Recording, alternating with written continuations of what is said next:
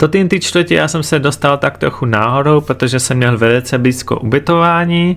Nevěděl jsem, že to je právě blízko téhle části, ale ono je to levnější tady právě kvůli tomu, že tohle je oblast, kde se vyskytuje více bezdomovců a právě tenhle ten noční život. Kromě těch dýchánkových služeb jsou tady hodně takový karaoke restaurace, kde jsou mladí atraktivní ženy, který zpívají se svýma zákazníkama nebo nechají svoje zákazníky zpívat a hecuje k tomu, jak jsou dobrý a chválí je.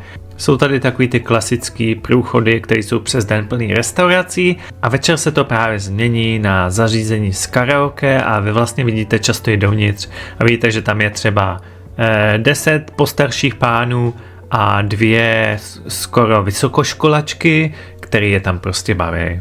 A je zajímavý si obě tyhle části prostě projít a v téhle čtvrti červených Lucerence asi docela začervenáte. Já jsem tam teda nešel sám, šel jsem tam s dámským doprovodem, takže můžete tady jít i jako skupinka nejenom mužů.